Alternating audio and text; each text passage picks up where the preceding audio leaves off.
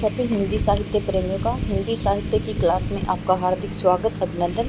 हम पढ़ रहे हैं भक्ति काल से संबंधित महत्वपूर्ण क्वेश्चन आंसर, और वो भी पढ़ रहे हैं हम निर्गुण भक्ति से संबंधित महत्वपूर्ण क्वेश्चन आंसर। ये यूजीसी नेट जेआरएफ का जो अभी 18 जून को एग्जाम है उसके लिए बहुत ही उपयोगी होगी आपकी ये क्लास, और उसी को ध्यान में रखते हुए क्लास ली जा रही है। ठीक है। डॉक्टर नगेंद्र के अनुसार भक्ति काल का समय क्या है? तो देखिए, डॉक्टर नगेंद्र के अनुसार भक्ति काल का समय है 1350 से 1650। ठीक है, किसके अनुसार है? डॉक्टर नगेंद्र के अनुसार भक्ति काल का समय है 1350 से 1600 तक, और जो 1350 से 1700 तक है ये किसके अनुसार है? तो ये रामचंद्र शुक्ल जी के अनुसार। ठीक है। अगला है, भारतीय साहित्य का प्रादुर्भाव सर्वप्रथम कहाँ पे हुआ था? तो दक्षिणी भारत में हुआ था। देखिए, एक पंक्ति है, द्रविड़ भक्ति उपजी द्रविड़े लाय रामानंद। ठीक है, तो ये द्रविड़ में उपजी थी भक्ति का प्रादुर्भाव सर्वप्रथम कहाँ पे हुआ था? दक्षिण भारत में। भक्ति आंदोलन का प्रमुख उद्देश्य क्या है? देखिए, मठों की स्थापना करना, जाति प्रथा को आघात पहुंचाना, हिंदू और मुसलमानों की एकता स्थापित करना, तो इससे आएगा शाश्वत मानव मूल्यों को स्थापना करना। कि भक्ति आंदोलन का सबसे प्रमुख लक्ष्य पूछा है। देखिए, हिंदू मुसलमानों की एकता स्थापित करना अगर इसकी विशेषताओं में आई तो ये आएगा, लेकिन पूछा प्रमुख लक्ष्य क्या था? तो शाश्वत मानव मूल्यों की स्थापना करना। अगला क्वेश्चन है, आलवार किन्हें कहा जाता है? तो आलवार वैष्णवों को कहा जाता है। आलवारों की संख्या 12 थी, और इनके जो आगे देखते हैं। देखिए, शैवों को क्या बोलते हैं? नैनार, और इनकी संख्या 63 थी। वैष्णवों को बोलते हैं आलवार, इनकी संख्या 12 थी, 12 आलवार थे, और आलवार के पद थे वो तमिल भाषा में थे, और इनका एक दिव्य प्रबंधन नाम से एक पदों का संकलन था जिसमें 4000 पद इनके संकलित थे। ठीक है। अगला क्वेश्चन है, आलवार भक्तों के पद किस भाषा में थे? देखिए, यहाँ पे तमिल भाषा है। दिव्य प्रबंधन में किसके पदों का संकलन? तो दिव्य प्रबंधन में आलवार भक्तों के पदों का संकलन है, और इसमें 4000 पद हैं। अगला क्वेश्चन है, रामानंद जी के गुरु का नाम क्या था? तो रामानंद जी के गुरु का नाम राघवानंद जी था, ये 14वीं शताब्दी में थे। मलुकदास जी ये 1574 में थे। रामानंद जी ये 14वीं शताब्दी में थे। रविदास 1388 में। रविदास जी के गुरु का नाम रामानंद था, और रज्जब के गुरु का नाम दादू दयाल था। भक्तमाल के अनुसार रामानंद के शिष्यों के नाम कितने हैं? तो 12 हैं। भक्तमाल के अनुसार रामानंद के शिष्य कौन है? 12 हैं। कौन कौन से हैं? रैदास, कबीर, पीपा, धन्ना, पद्मावत, सेन, अनंतानंद, नरहयानंद, सुरसुरानंद, सुरसुरानंद और भावानंद। ठीक है।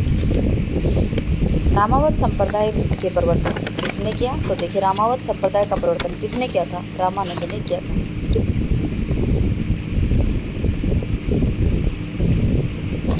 श्री संप्रदाय की स्थापना किसने की? रामानुजाचार्य ने की थी श्री संप्रदाय की स्थापना। ठीक है। विष्णु स्वामी ने शुद्धाद्वैत की स्थापना की। मध्वाचार्य का द्वैतावाद था, और निम्बार्काचार्य का सनकादिक और द्वैताद्वैतवाद। शुद्धाद्वैतवाद के प्रवर्तक कौन है? तो शुद्ध कौन है? विष्णु स्वामी है। वल्लभाचार्य का कौन सा था? तो वल्लभाचार्य का था निम्बार्काचार्य का अभी पढ़ रहा था हमने, जो द्वैताद्वैतवाद है वो है, और मध्वाचार्य का द्वैतवाद है, और निम्बार्काचार्य का था, देखिए याद क्यों नहीं आ रहा है, ये इसमें जो ये वल्लभाचार्य हैं इनके शिष्य थे सूरदास जी और वो कुंभन दास जी। दिमाग से बाहर चला गया।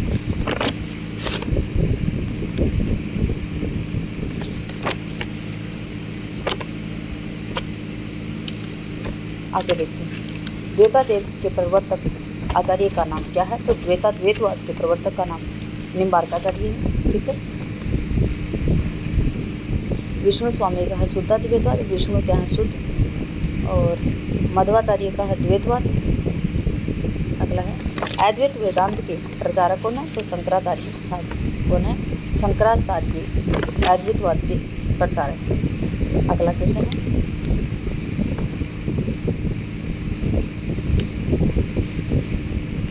सनकादि संप्रदाय का प्रवर्तन किसने किया था? देखिए, सनकादि संप्रदाय है या द्वैताद्वैतवाद है, ये निम्बार्काचार्य है। विष्णु स्वामी का क्या है, तो विष्णु स्वामी का है शुद्धाद्वैतवाद, और द्वैतवाद द्वैताद्वैतवाद निम्बार्काचार्य का है, जिसे सनकादेवी कहते हैं, और मध्वाचार्य का द्वैतवाद है। विशिष्टाद्वैतवाद है वो है रामानुजाचार्य का। वल्लभाचार्य का अभी भी ध्यान में नहीं है, काफ़ी बार हो गया दिमाग को घुमाते हुए। निर्गुण भक्ति में किसका विशेष महत्व है, तो देखिए ए और बी दोनों का है, गुरु का भी महत्व है और प्रेम का भी महत्व है।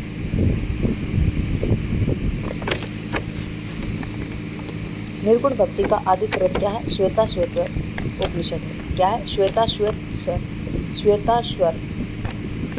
उपनिषद है। उस भक्ति कवि का नाम बताइए, उस भक्त कवि का नाम बताइए जिसकी कुछ रचनाएं सगुणोपासक रखती है और कुछ निर्गुणोपासक। तो ये है नामदेव, जो 1270 की कवि रहे। विठोबा का भक्त किसे माना जाता है, तो विठोबा का भक्त नामदेव साहब को माना जाता है। संत काव्यधारा में किस रस की प्रधानता है, तो संत काव्यधारा में शांत रस की प्रधानता है। संत और शांत याद रखेंगे। संत कवियों के दार्शनिक सिद्धांतों का मूल आधार क्या है, अद्वैत वेदांत। देखिए जो संत कवि हैं उनके दार्शनिक सिद्धांतों का मूल आधार क्या है, तो अद्वैतवाद है। संत मत का महत्व इसलिए है क्योंकि वे जानते हैं ईश्वर से मिलाने वाले कौन है, गुरु हैं। संत मत का महत्व है वो इसलिए है, क्यों है संत मत का महत्व, क्योंकि वे जानते हैं कि ईश्वर से मिलाने वाले कौन है, गुरु हैं। हिंदी संत काव्य में हंस का प्रतीकार्थ क्या है, तो हंस का मतलब होता है आत्मा। ठीक है, ऐसे बोलते हैं ना, उसका हंस निकल गया, मतलब आत्मा निकल गई। निम्नलिखित में से कौन सी प्रवृत्ति संत काव्य की नहीं है, लोक पक्ष एवं हिंदू संस्कृति का चित्रण। क्या है, लोक पक्ष एवं हिंदू संस्कृति का चित्रण। अगला है, कबीर का जीवन वृत्त असंदिग्ध है, उसके जीवन के विषय में कोई कबीर का जीवन असंदिग्ध है, उसके जीवन के विषय में कोई भी स्पष्ट मत नहीं है, लेकिन इतिहासकारों ने उन्हें किस सुल्तान के समकालीन माना है, तो देखिए सिकंदर लोदी के समकालीन माना है। कबीर का जीवन वृत्त असंदिग्ध है, उसके जीवन में विषय में कोई भी स्पष्ट मत नहीं है, लेकिन इतिहासकारों ने उन्हें किस सुल्तान के समकालीन माना है, तो सिकंदर लोदी के समकालीन माना है। अगला है, कबीर ग्रंथावली नाम पुस्तक की रचना किसने की है, तो बाबू श्याम सुंदर दास ने की है। कबीर ग्रंथावली हजारी प्रसाद द्विवेदी ने भी, आचार्य रामचंद्र शुक्ल और महावीर प्रसाद द्विवेदी। असत्य कथन का चयन कीजिए, कबीर को के राम दशरथ शुद्ध थे। असत्य कथन को रचना, देखिए कबीर ज्ञान मार्ग की शाखा के कवि थे, बिल्कुल ठीक है। कबीर के राम दशरथ शुद्ध थे, ये गलत है, क्योंकि कबीर के राम दशरथ शुद्ध मतलब दशरथ के पुत्र राम नहीं थे, इनके निर्गुण निराकार ब्रह्म थे। कबीर के रहस्यवाद साधनात्मक और भावात्मक दोनों कृतियों का होता है, और साधनात्मक रहस्यवाद हठ योग से प्रभावित है। हठ योगी कौन थे, जो नाथ संप्रदाय से संबंधित थे। अगला क्वेश्चन है, कबीरदास के मरने में उसकी गद्दी किसको दी थी, उनके पुत्रों को न देकर उनके शिष्य धर्मदास को दी थी। सुंदरदास, रैदास और दादूदास, ये भी बहुत महत्वपूर्ण कवि हैं। रैदास जी के गुरु का नाम रामानंद था। दादू दयाल जी के 2 शिष्य थे, रजबदास और संत जगन्नाथ दास। कबीर पंथ का निर्माण इनमें से किस सिद्धांत से हुआ, तो देखिए कबीर पंथ का निर्माण इनमें से किस सिद्धांत से हुआ, सूफियों के भावात्मक रहस्यवाद से, भारतीय ब्रह्मवाद से, वैष्णव का अहिंसावाद, देखिए इन सभी से हुआ है कबीर पंथ के निर्माण में सहायक। कबीर द्वारा सूफियों से ग्रहित क्या है, तो प्रेम की पीर, क्योंकि सूफी क्या थे, प्रेम के पीर के नाम से जाने जाते थे। कबीर के द्वारा सूफियों से क्या ग्रहण किया, उन्होंने प्रेम का पीर। हठ योग कहाँ से किया, तो हठ योग नाथ संप्रदाय से। कबीर ने ईड़ा पिंगला नाड़ियों के प्रतीक के रूप में किसका प्रयोग किया है, तो गंगा यमुना का प्रयोग किया। ठीक है, किसका, गंगा और यमुना का। ईड़ा गंगा और यमुना पिंगला।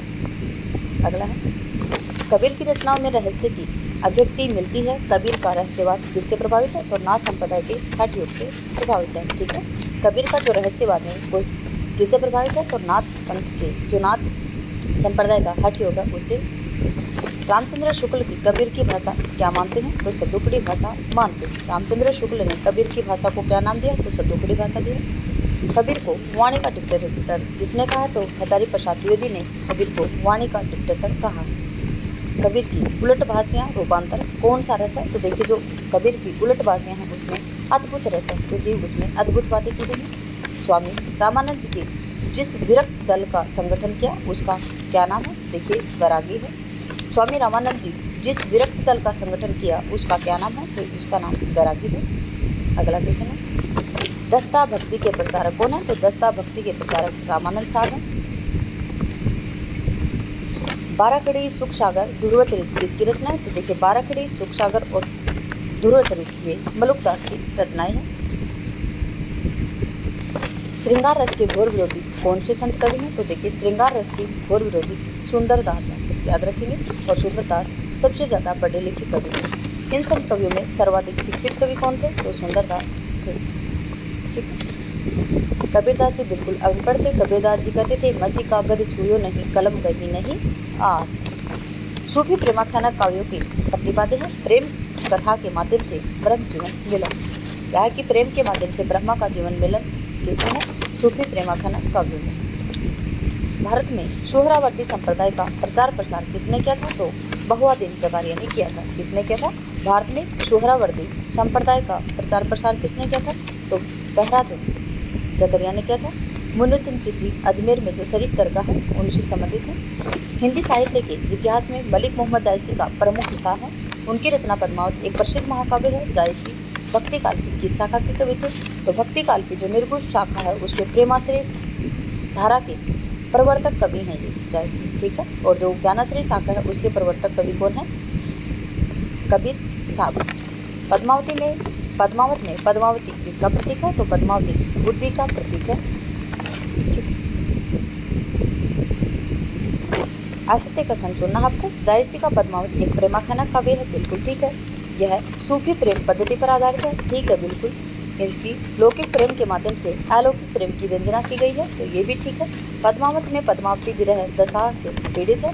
देखिए पद्मावती है वो विरह दशा से पीड़ित नहीं है। पद्मावती में जो नागमती है वो विरह दशा से पीड़ित है, क्योंकि उसके पिया कहाँ चले गए हैं? पद्मावती के पास, तो नागमती विरह दशा है इसमें। अगला है, सूफी काव्य परंपरा की सर्वप्रमुख रचना है, क्या है? सूफी ये है पद्मावत। मधुमालती किसकी है? मज्जन कवि की, सन 1545 की है। माधवनलाल कामकंदला किसकी है? तो आलम की है। मृगावती किसकी है? कुतुबुन की, 1501 या 1503 मिलेगा। ठीक। पद्मावत के संबंध में क्या सत्य है? पद्मावत अन्योक्ति है, पद्मावत समासोक्ति है, और ए और बी दोनों इनमें से कोई नहीं। तो देखिए जो पद्मावत है वो अन्योक्ति है। अगला क्वेश्चन है, पद्मावत का नागमती वियोग खंड अपनी विरह व्यंजना के लिए लोकप्रिय है। इसमें जायसी ने 12 मासा का प्रयोग किया है। यहाँ कवि ने 12 मासा की शुरुआत किससे की है? तो आषाढ़ मास से की। किससे की है? आषाढ़ मास से की है। अगला है, याद रखेंगे कि जायसी का जो पद्मावत है उसमें 12 मासा का प्रयोग कहाँ से हुआ है? तो 12 मासा का आषाढ़ से हुआ है। अगला है, जायसी ने पद्मावत महाकाव्य की रचना की है, जो कि अवधी भाषा का उच्च कोटि का काव्य है। यह एक प्रतीकात्मक काव्य है। ठीक है। इसमें कवि ने किन दो छंदों का मुख्यतः प्रयोग किया? तो देखिए दोहा और चौपाई का प्रयोग किया है। प्रतीकात्मक काव्य है ये। आगे क्वेश्चन आएंगे उसमें हम बताएंगे किस प्रकार से प्रतीकात्मक काव्य है। प्रथम सूफी प्रेमाखंड काव्य के रचयिता कौन है? तो मुल्ला दाऊद है, जिसकी रचना है चंदाइन। कौन सी है? चंदाइन, जो 1379 की। ठीक है। जायसी की कौन सी है? पद्मावती, कहरनामा और कयामत। कुतुबन की है मृगावती, और नूर मोहम्मद की 2 रचनाएं हैं जो 1764 और 1744, एक इंद्रावती है और एक नूर मोहम्मद की है। पता नहीं कैसे ध्यान से निकल जाते हैं। एक इंद्रावती है और एक और रचना है इनकी, देख लेते हैं एक मिनट।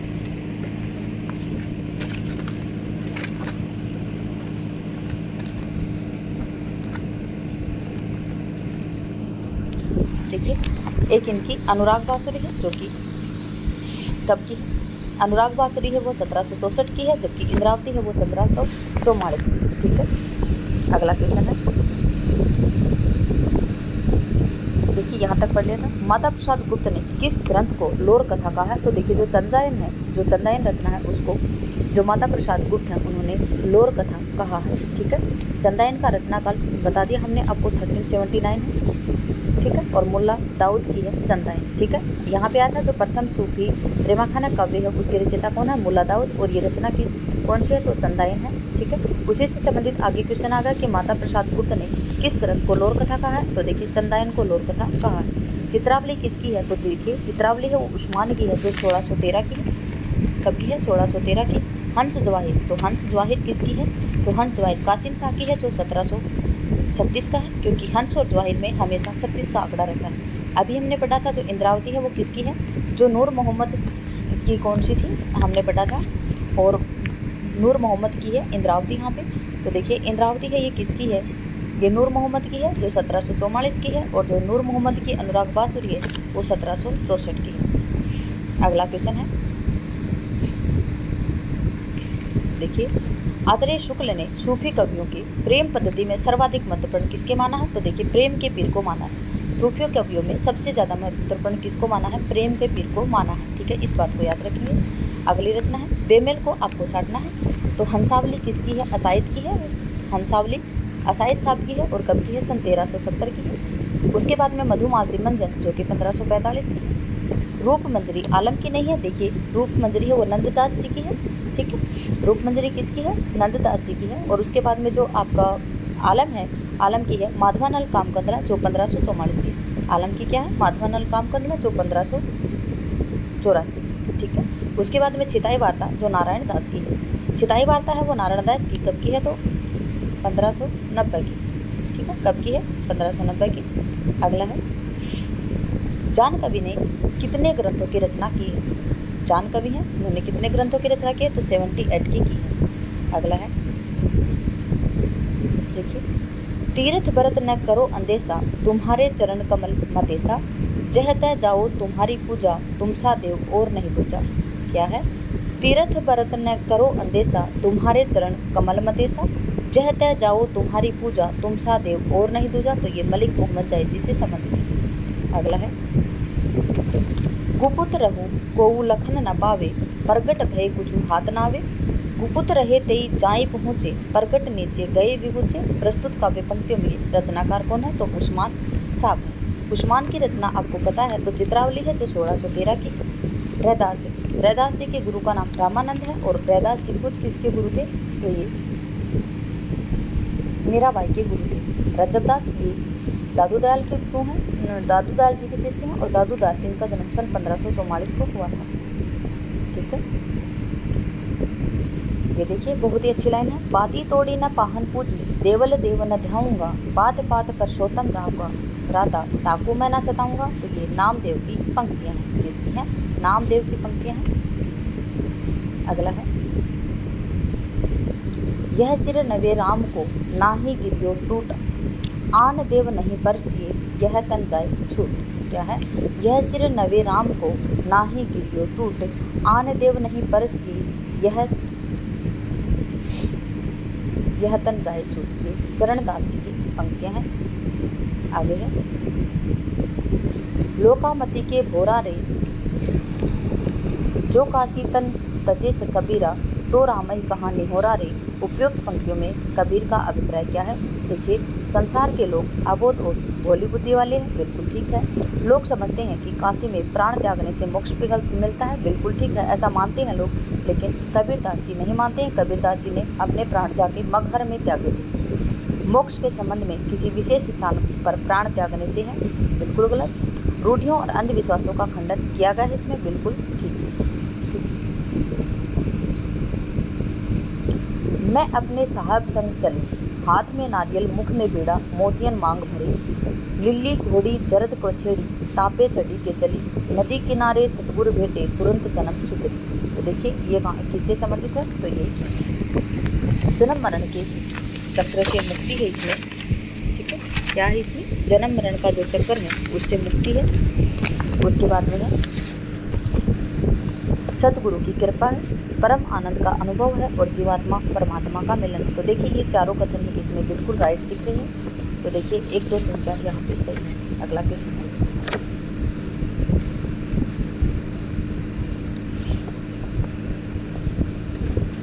झाकी परियो आत्म मतवारा, पीवत नाम रस करत विचारा, बहुत मोली महंगे गुड़ पावा, लेकर आप रस राम चुभावा, तन पाटन के किन्ह पसारा, मांगे मांगे रस भी विचारा, कहे कबीरा भरदी मतवारी, पीवत राम रस लगी कुमारी। तीसरी पंक्ति में कबीरदास जी क्या कहना चाहते हैं, तो कबीरदास जी कहना चाहते हैं कि यह रस आसानी से प्राप्त नहीं होता, बिल्कुल राइट है, क्योंकि यह रस कौन सा रस, आत्मा परमात्मा को मिलने वाला रस।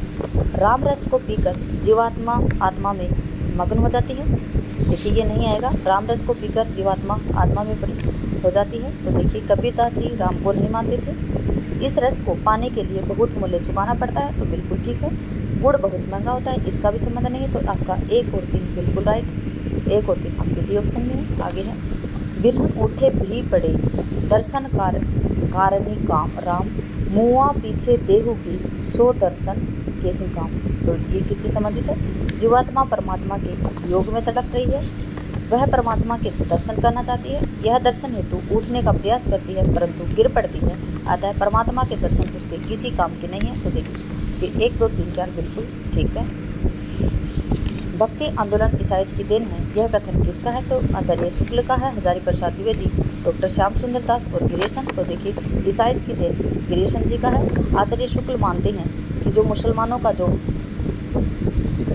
आधिपत्य होने लगा था और जो जनता थी वो हताश हो गई थी और हताश जनता के पास भक्ति के सिवा कोई मार्ग ही नहीं था। हजारी प्रसाद द्विवेदी जी कहते हैं कि मैं जोर देकर कहना चाहता हूँ कि अगर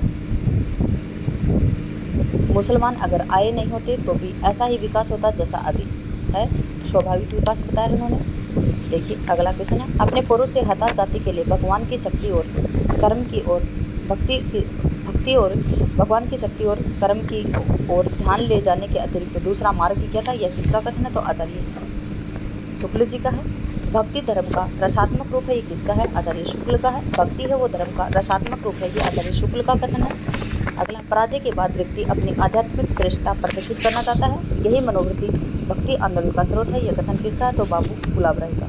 क्या कहा बाबू गुलाब राय ने? कि पराजित के बाद में व्यक्ति अपनी जो आध्यात्मिक श्रेष्ठता है उसको प्रदर्शित करना चाहता है, यह मनोवृत्ति भक्ति आंदोलन का स्रोत है। यह कथन बाबू गुलाब राय का। अगला क्वेश्चन है रचनाकार किसका है? तो देखिए हंसावली किसकी रचना? असाइद की जो 1370 की है। सत्यवती कथा ये किसकी है? ये 1501 की है। चंदाइन किसकी है? 1379। और ढोला मारूरा दूहा ये कब की रचना है? तो ये 1400 की रचना। तो सबसे पहले क्या आएगा? हंसावली, बिल्कुल ठीक है। फिर उसके बाद में चंदाइन, फिर ढोला मारूरा दूहा और सत्यवती कथा। तो बिल्कुल आपका सी ऑप्शन एकदम ठीक है। रचना काल की दृष्टि से निम्नलिखित रचनाकारों की रचनाओं का सही अनुक्रम है। देखिए मृगावती है 1503 है, पद्मावत है 1540, मधुमालती है 1544 और माधव नाम काम कदला 1584। देखिए आपका बिल्कुल आपका ए ऑप्शन है एकदम राइट है। अगला क्वेश्चन है रूप मंजरी 1568 है, चित्रावली 1613, चिताई वार्ता 1590 और रसरतन 1616। तो देखिए जो रूप मंजरी है 1568 ठीक है। चिताई वार्ता कब की है? तो 1590 की है। और चित्रावली है 1613 और रसरतन है 1616। तो देखिए बिल्कुल बी ऑप्शन आपका ठीक है। अगला है रचना काल के हिसाब से रचनाओं का सही अनुक्रम बताना है। ज्ञानदीप है ये 1619 है, हंस जोहर 1736 है, इंद्रावती 1744, अनुराग बांसुरी 1764। तो सबसे पहले क्या आएगा? हंस जोहर आएगा जो 1736 है, इंद्रावती है 1613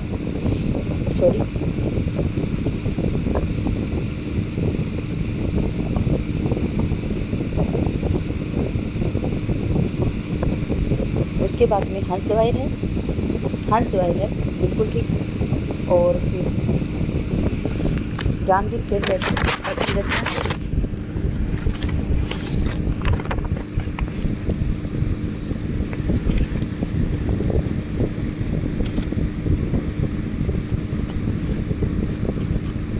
शेख नबी की 1619 है। देखिए ज्ञानदीप सबसे पहले आएगी 1619, फिर हंस जोहर 1736 है, बिल्कुल 1736 है, फिर 1764 आएगी, फिर 1744। तो देखिए पहले ज्ञानदीप, फिर हंस जोहर, इंद्रावती और अनुराग बांसुरी, ये बिल्कुल ठीक है। ए ऑप्शन ही आपका आंसर आएगा। अगला क्वेश्चन है राधा वल्लभ संप्रदाय की स्वामी भिथरीवंश है, सखी संप्रदाय के स्वामी हरिदास है, निम्बार्क संप्रदाय निम्बार्काचार्य और वल्लभ संप्रदाय वल्लभाचार्य।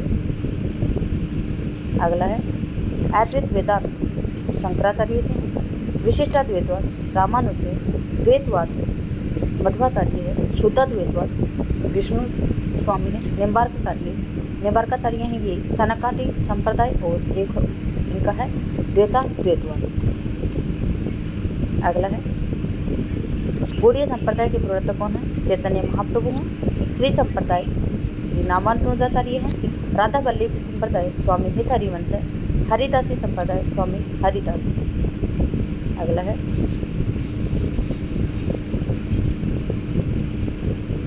द्वैताद्वैतवाद तो निम्बार्काचार्य है। सखी संप्रदाय के कौन है? स्वामी हरिदास है। रुद्र संप्रदाय रुद्र कौन है? विष्णु है। रामावत संप्रदाय रामानंद है। चैतन्य महाप्रभु 1486 में गौड़ीय संप्रदाय। ठीक है। अगला है निम्नलिखित में से कौन सी रचना गुरु नानक की नहीं है? आशा दीवार पूछा है कि कौन सी रचना गुरु नानक की है? तो देखिए आशा दीवार है, सोहिला है, रही, रास है और नसीहतनामा, तो चारों ही ऑप्शन बिल्कुल ठीक है। अगला है भक्ति काल को हिंदी का स्वर्ण युग कहने वाले जो थे, क्योंकि इस काल को सर्वाधिक साहित्य रचा गया। क्या पूछा? स्वर्ण युग कहा जाता है क्योंकि इस काल में सर्वाधिक साहित्य रचा गया। ये बिल्कुल गलत है। इस काल में साहित्य की सभी विधाओं का साहित्य सर्जन हुआ, गलत है। इस काल की रचनाएं अत्यंत लोकप्रिय और उत्कृष्ट हुई हैं, बिल्कुल आपका बी होगी। ठीक है। अगला क्वेश्चन सूफियों द्वारा अपनाई गई मसनवी शैली से आशय है। रचना के आरंभ में कवि परिचय, रचना के आरंभ में ईश वंदना। ठीक है। मसनवी शैली में क्या होता है कि रचना के प्रारंभ में क्या होती है? ईश वंदना होती है। अगला क्वेश्चन है कबीर के पदों में मुख्य क्या है? गुरु की महत्ता है, बाह्य आडंबरों का खंडन है, केवल भावात्मक रहस्य है, जाति प्रथा का विरोध। तो देखिए 1 2 4 ठीक है। केवल भावात्मक रहस्य इसमें नहीं आएगा। सो जोगी जाके मन मुद्रा, रात दिवस करे निद्रा। प्रस्तुत काव्य पंक्तियों में रचनाकार कौन है? तो कबीर दास जी हैं। अगला क्वेश्चन है झिलमिल झगड़ा झूलते बाकी रहा न काहू, गोरख अटके कालपुर कौन कहाँ पेशा हो। तो ये कबीर दास जी की पंक्तियाँ हैं। अगला क्वेश्चन है विक्रम दशा प्रेम का 12 सपनावती कह गऊ पतारा। प्रस्तुत काव्य पंक्तियों के रचनाकार कौन है? तो मंचन कवि। अगला है देखिए रचना बता देते हैं हम आपको यहाँ पे। कुतुबन है जो मृगावती 1503, मुल्ला दाऊद चंदायन 1379, जायसी की पद्मावत 1540। मंजन है ये मधुमालती, मंजन की है मधुमालती। उन बाना अस को जो न हमारा वेदी रहा सगरो संसारा, ये जायसी की है। उस्मान की है चित्रावली, ईश्वरदास की है सत्यवती कथा और असाइद की है हंसावली जो 1370 की है। अगला है मिलही के बिछड़े साजन अंकम भेटी गहंत, तपने मृगसरा जे सही जो आह पहन कलुहंत। इस काव्य पंक्तियों में किन भाव की अभ्यंजना हुई है? तो आशा के भाव की हुई है। ठीक है। अगला है तन मन सेज करे ताहूँ सब कह चंद भयो मोहिरा हूँ, चहूँ खंड लागे अंधियारा जो घर नाही कंत पियारा। अभू निठुर आब यही बारा परब देवारी होय संसारा, सखी चुमक गावे अंगमोरी हो चुराव बिछुड़ी मोरी मोरी मोरी चोरी। पंक्ति में निठुर का अर्थ क्या है? तो निठुर प्रियतम से है। देखिए ऐसे शब्द तो आप स्वयं भी समझ सकते हैं। पलटी न बहुरा गाजो बिछोई, अभू फिरे फिरे रंग सोई, सियरी अगेनी बिरहनी ही जारा, शुलगी शुलगी दगदे हुई छारा। नायिका विरह की अंतिम दशा में है, उसका प्रियतम पलट कर लौटा नहीं है, उस विरह की आग में निरंतर वो जल रही है, वह सुलग सुलग कर छार हो गई है। तो 2 3 4 बिल्कुल ठीक है। अगला क्वेश्चन है भक्ति काल का उदय अरबों की देन है। तो ये किसने कहा है? ताराचंद ने कहा है। इसको हम ठीक से बता देते हैं हमको। ताराचंद ने कहा है क्योंकि देखिए तारे होते हैं वो अरबों होते हैं। क्या होते हैं? अरबों होते हैं, क्योंकि तारों को आप गिन नहीं सकते हैं, अनंत होते हैं, अरबों होते हैं। ठीक है। तो भक्ति का उदय अरबों से कहा हुआ है। किसने कहा? ताराचंद ने। और ईसाइत की देन गिरीशन साहब ने कहा। भक्ति आंदोलन भारतीय चिंतन धारा का स्वाभाविक विकास किसने कहा? जहाँ पे स्वाभाविक आएगा हजारी प्रसाद द्विवेदी जी आएंगे। शुक्ल जी ने क्या कहा? हताश जाति का। अगला है देखिए और क्वेश्चन देखते हैं हम यहाँ पे। देखिए किसी विद्वान का मत है कि कबीर की भाषा का निर्णय करना टेढ़ी खीर क्योंकि वह खिचड़ी है। खड़ी बोली, पंजाबी, राजस्थानी, अरबी, फारसी आदि अनेक भाषाओं का पुट उनकी कविता में मिलता है, उक्तियों में चढ़ा हुआ मिलता है। वे तो श्याम सुंदर दास जी कह रहे हैं। शुक्ल जी ने सदुकड़ी और जो भाषा का डिक्टेटर हजारी प्रसाद द्विवेदी ने कहा था। कबीर तथा अन्य निर्गुणपंथी संतों के द्वारा अंतर साधना में रागात्मिकता, भक्ति और ज्ञान का योग हुआ तो कर्म की दिशा वहीं रही जो नाथपंथियों के यहाँ रही थी। उक्ति किसकी है? तो ये रामचंद्र शुक्ल जी की है। ये पंक्ति आप याद रखेंगे, क्वेश्चन में उसमें एग्जाम में आ सकती है। सूफी मत में ईश्वर की भावना स्त्री रूप में की गई है। यह कथन किसका है? तो डॉक्टर राम कुमार वर्मा ने कहा है कि जो सूफी मत है उसमें ईश्वर की भावना स्त्री रूप में की गई है। अगला क्वेश्चन है, रचना काल की दृष्टि से निम्नलिखित रचनाओं का सही अनुक्रम क्या है? तो देखिए, बीजक है वो 1398 जो कबीरदास जी का जन्म था। पद्मावत 1540, विनय पत्रिका तुलसीदास जी की है और मृगावती 1503। तो देखिए, सबसे पहले आएंगे बीजक क्योंकि कबीरदास जी का जन्म आता है, फिर आती है आपकी मृगावती जो 1503 है, फिर उसके बाद में आते हैं पद्मावत जो, और विनय पत्रिका है ये 1600 कुछ की रचना है, 1630 या 32 के संवत के आसपास। तो देखिए यहाँ पे सी ऑप्शन आपका बिल्कुल ठीक है। अगला है,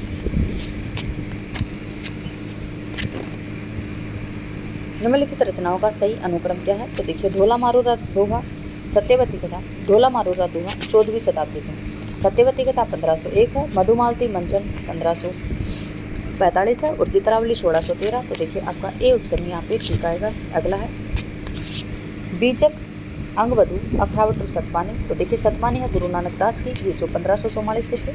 अखरावट है 1540 की है, रचना है और इनका जन्म 1544 में हुआ था, तो बाद में रचना आएगी।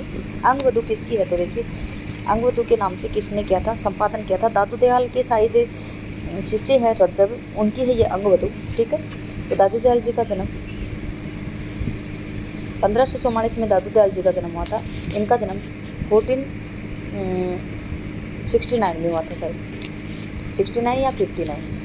तो देखिए, बीजक, सतपानी, अंगवधु और अखरावत इनकी रचना आएगी। अगला है, निम्नलिखित रचनाओं का सही अनुक्रम इस प्रकार से है।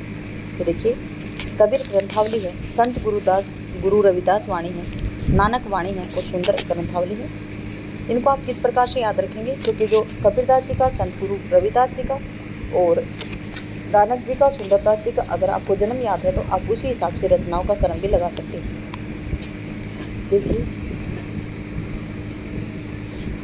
कबीर का जन्म 1398, रामानंद का जन्म 1368, गुरु नानक का जन्म देखिए आ गया ना यहाँ पे, गुरु नानक का जन्म 1469 है। मैंने बताया था 1469 या 1459 हो सकता है, ऐसे बताया था मैंने। और दादू का जन्म 1544 है। ठीक है, अगला है, देखिए अगला क्वेश्चन है, प्रभु जी तुम चंदन हम पानी जाके अंग अंग समानी। तो ये रैदास जी की है। रैदास जी का जन्म 1388 है रैदास जी का जन्म। ओके, काहे की नलली तू कुम्हलानी, ये कबीरदास जी का जन्म 1398 है। अजगर करे ना चाकरी, पंछी करे ना काम, दास मलुका कह गए जिसके दाता राम। तो ये मलुकदास जी है। मलुकदास जी का जन्म 1574 को हुआ था। ओ मैं जानी कवित अस्किना, ये जायसी का है, ये 1540। रजमनामा 1567 में किसका है? ये रजत जी का। अगला है, हंसावली किसकी रचना है? तो असाइद की है, 1370। चंदायन 1379 किसकी है? मुल्ला दाऊद। ढोला मारूरा दोहा कुशल राय, ये 14वीं शताब्दी का है। सत्यवती कथा ईश्वरदास की है जो 1501 की है और दादू दयाल के शिष्यों ने इनके पदों का संकलन किया था हरडेवाणी नाम से। गुरु नानक सिक्स पंथ के हैं, 1469। दादू दयाल दादू पंथ 1544। हरिदास निरंजनी पंथ। मलुकदास 1574 मलुक पंथ। और जो नाथ पंथ है ये गोरखनाथ जी का चलाया हुआ है। अगला, निम्नलिखित में से किसका संबंध मलुकदास से है? तो देखिए, ज्ञान बोध का है, भक्ति विवेक का और सुख सागर का है, अष्टपदी का इनका नहीं है। अष्टपदी का साहित्य नाभादास से संबंध है। ठीक है, तो क्या आएगा? ज्ञान बोध, भक्ति विवेक, सुख सागर। सॉरी, निम्नलिखित में से सूफी साधना के सोपान है वैराग्य, आत्मसंयम, अनुताप और विश्वास। तो देखिए, सूफी काव्य है उसके सोपान कौन से हैं? तो वैराग्य है, आत्मसंयम भी है, अनुताप भी है और विश्वास भी है। अगला क्वेश्चन है, निम्नलिखित में से सूफी काव्य की विशेषता है? तो देखिए, सूफी काव्य की कौन सी विशेषता है? रहस्यवादी भावना है, ब्रज भाषा का प्रयोग है, हिंदू संस्कृति का चित्रण है, लोक प्रेम के माध्यम से अलौकिक प्रेम की अभिव्यक्ति। क्या बताया यहाँ पे? क्वेश्चन हाँ आपका 101 है।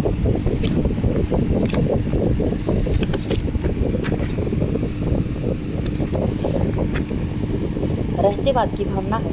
ब्रज भाषा का प्रयोग नहीं हुआ। देखिए सूफी काव्य में, अगर आपको पता हो तो सूफी काव्य में अवधी भाषा का प्रयोग हुआ है। इस प्रकार से भी आप आचरण तक पहुँच सकते हैं। हिंदू संस्कृति का चित्रण हुआ है इसमें। लौकिक प्रेम के माध्यम से अलौकिक प्रेम की अभिव्यक्ति हुई। तो देखिए आपका एक भी ठीक है, 3 भी ठीक है, 4 भी, जबकि 2 आपका गलत। तो देखिए 2 ऑप्शन जहाँ पे आएगा वो कट जाएगा, ये भी कट जाएगा, ये भी, और डी भी कट जाएगा। आपका सी ऑप्शन बिल्कुल ठीक है। अगला क्वेश्चन है, निर्गुण ब्रह्मा को क्यों समाधो तब ही चले कबीरा साधु। क्या है कि निर्गुण ब्रह्मा को क्यों समाधो तब ही कहे कबीरा, तब ही चले कबीरा साधु। उपयुक्त काव्य पंक्तियों के रचनाकार कौन है? तो देखिए दादू साहब, ठीक है। नावादास की कौन सी है? अष्टयाम। नानक देव की अनेक रचनाएं हैं। रही रास है, उनकी सोहिला है, और भी काफ़ी रचनाएं उनकी। अगला क्वेश्चन है, आशा दीवार है, सोहिला है, नसीहतनामा है, रविदास है, ये किसकी रचना है? नानक देव की। अगला है, ये बहुत ही अच्छी पंक्तियाँ हैं। रुक्मणी पुनि वैसे ही मरी गई, कुलवंती सतसो सती गई। रुक्मणी पुनि वैसे ही मरी गई, कुलवंती सतसो सती गई। प्रमुख काव्य पंक्तियों के रचनाकार कौन है? देखिए इनके रचनाकार कौन है? नंददास हैं, शेख नबी हैं, तुलसीदास हैं, कुटुंबन है। तो इसमें आएगा इसके कुटुंबन, ठीक है। रुक्मणी पुनि वैसे ही मरी गई, कुलवंती सतसो सती गई। शेख नबी की कौन सी है? तो शेख नबी की हम पढ़ चुके हैं, ज्ञानदीप है। नंददास की हरस नगरी और तुलसीदास के काफ़ी हैं, रामचरितमानस, विनय पत्रिका इत्यादि। आगे देखते हैं, हिंदू तुरुक प्रमाण रमेनी शब्दी साकी, पक्षपात नहीं वचन सभी की हित के भागी। हिंदू तुरुक प्रमाण रमेनी शब्दी साकी, पक्षपात नहीं वचन सभी के हित की बाकी। जो प्रस्तुत काव्य पंक्तियाँ हैं उसके रचनाकार कौन है? तो इसके रचनाकार नाभा दास, ठीक है।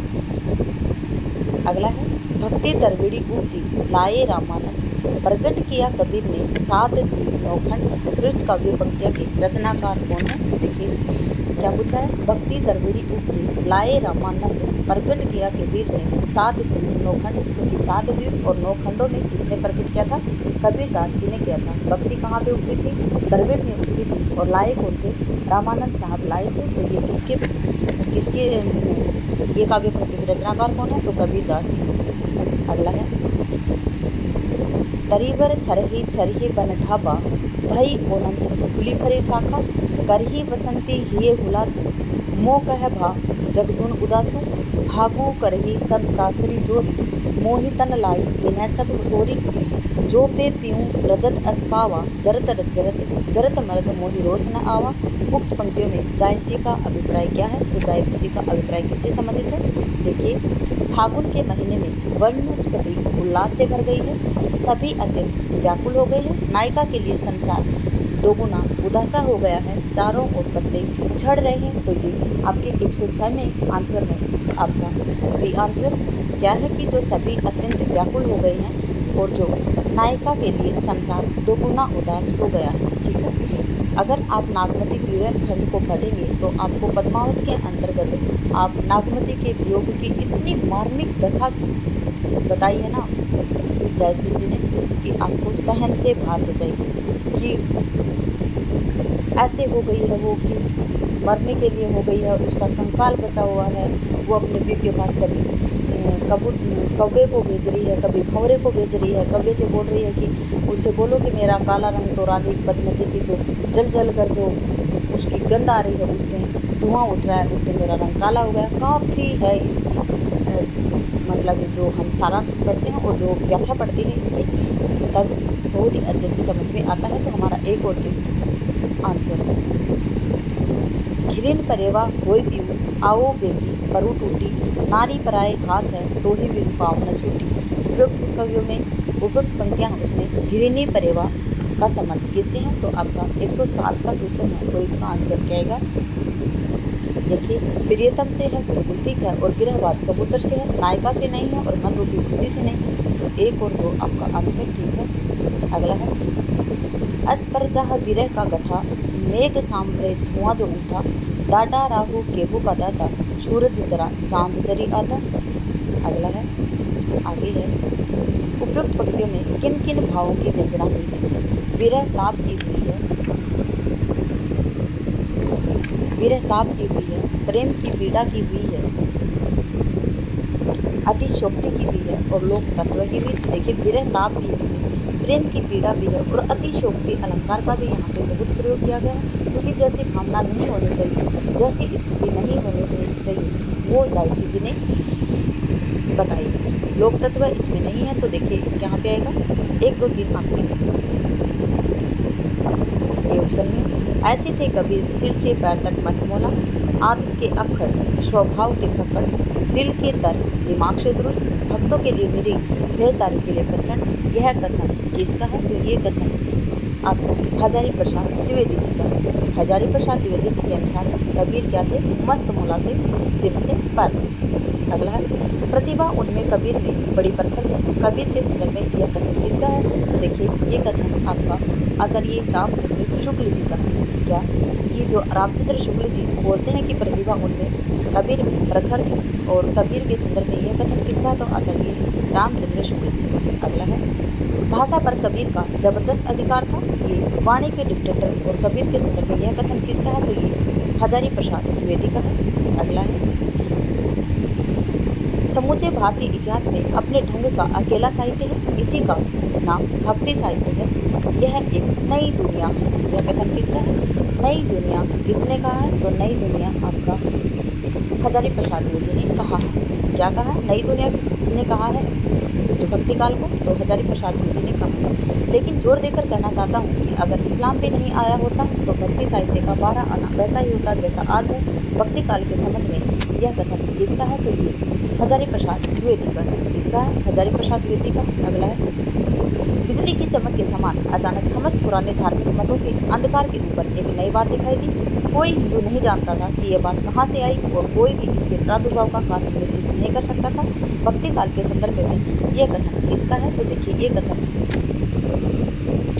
गिरियसन साहब का है, और साहित्य के भी किसने मानी थी? गिरियसन साहब ने मानी थी। अगला है मलुकदास की वाणी सहज प्रकाश और रजपाणी और पलटू साहब की वाणी। तो देखिए इसमें मलुकदास की वाणी फर्स्ट पे आएगा, सहज प्रकाश आएगा, रजपाणी आएगा और पलटू साहब की वाणी आएगी। अगला क्वेश्चन जन्म काल के अनुसार निम्नलिखित संत कवियों का जन्म बताना। नानक है 1469, कबीर है 1398, रैदास है देखिए 1388 आएगा, काफ़ी बार यहाँ पे गलत लिखा है। सुंदरदास 1495 आएगा। ठीक है, देखिए सबसे पहले कौन आएंगे? तो कबीर आएंगे 1398। देखिए ये तो गलत है। ठीक है,